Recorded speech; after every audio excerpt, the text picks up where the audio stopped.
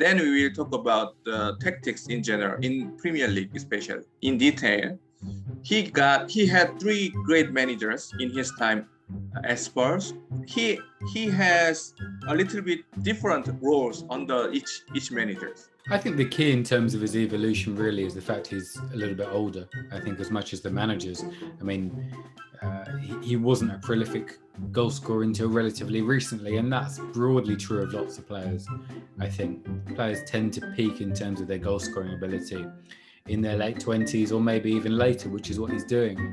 Do you think, is there any, I mean, in terms of playing style or the tactical role, do you think is there any similar player we saw before in the Premier League or in Europe? Yeah, it's a difficult one really to find an obvious equivalent for. I mean, I think there's something of the Sadio Mane in how two-footed he is. Let's talk about Conte. I mean, Tottenham. He completely changed Tottenham's destiny in just 7 months, especially in terms of tactics.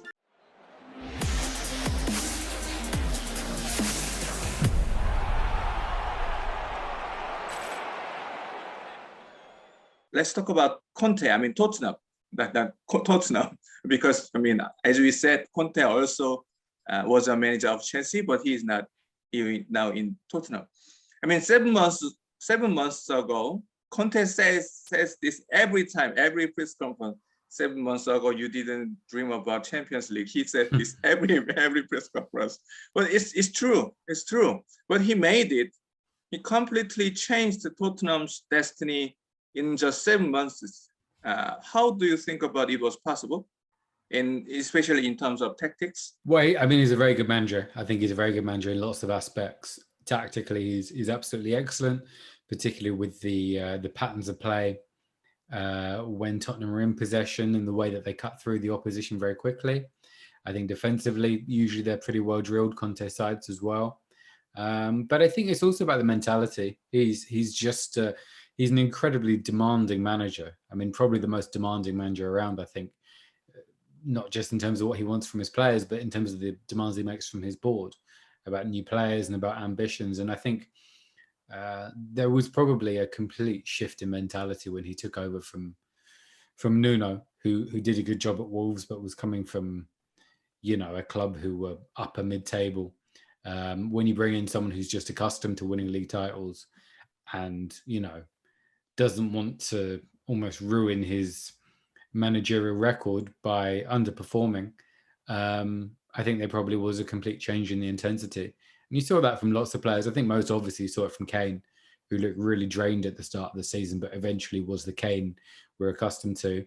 And then Son as well. So yeah, he changed a lot. I think it's, I'm someone who looks at the tactics of the game, and I think that's very important. But I think also we can underestimate the kind of the presence in the dressing room of someone like Conte with his experience and his reputation, and players respect that. I think players respect managers who've won things, and I think him coming in, a lot of those Tottenham players will have played against his Chelsea side that beat Tottenham to the Premier League, getting 93 points, I think it was. So they know all about him and they know to respect him. And yeah, he's done a really good job. I mean, this is also related to my questions in part 2, because we will talk about Pep and Klopp in part 2. But obviously, Conte will challenge to Klopp's Liverpool and Pep's Man City next season if he wants to challenge for the title.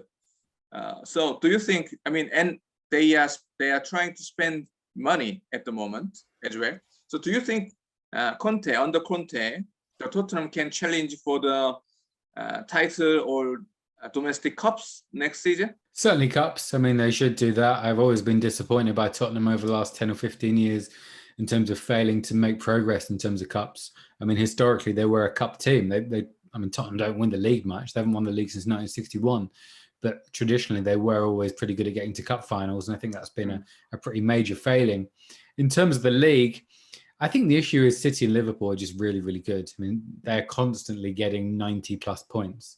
And that is a lot. I mean, I made a note. How many was it? 71 points Tottenham got this season. How much can they improve for next season? Maybe to mid-80s. I mean, that would be a really good improvement if you cut out the bad results under Nuno and you cut out some of the kind of slightly baffling losses under Conte, then I'm sure there can be an improvement. But it's, it's the same whether we're talking about Tottenham or Arsenal or Manchester United. The points difference to get to first and second place is just so tough. I mean, we thought maybe that Liverpool, this time last year, we thought maybe Liverpool were fading a little bit, and they've returned to getting that level of points again. So I think it's going to be really tough for any challenges to overcome Liverpool, City. Maybe Chelsea can put themselves in the frame, but I really rate Conte. I think Conte can get the absolute maximum really out of any squad, but whether he can take them to the league title, I'm not so sure. I mean, obviously, I understand. It's not because Tottenham is weak or something like that, but it's because Pep and Klopp they are just monsters. They are dominating. They are showing the greatest rivalry. It's good. And I mean, obviously, Conte should challenge all those. How can I say? They will. It's not only about tactical battle, but obviously, Conte should cope with Guardiola and Klopp and Tuchel, their team, and their team is most of those teams are richer than Tottenham as well. So, how do you think about what do you think the advantage Conte's team has against other teams? Guardiola, Pep, Man City, Liverpool, or Chelsea? Well, I think he's probably the best at creating teams who can play through the opposition from back to front. I mean, we saw that particularly in the win over City, the 3-2. I think all 3 goals came from just brilliant, incisive passing, starting from defence, going through the opposition. I think that's very important because in those big games, the big clubs want to press teams. So if you're being pressed, you've got to be able to go through them. So I think that's the concept that they excel at. This question just pops up to my mind. In April or in May, there were some questions. We used to talk about Alex Ferguson and Arsene Wenger as one of the most biggest rivalry in early 2000. Before the Invincible, around that time. But some people and some media talk about now it's Klopp and Pep is even better than them. Do you agree with that? Yeah, I mean,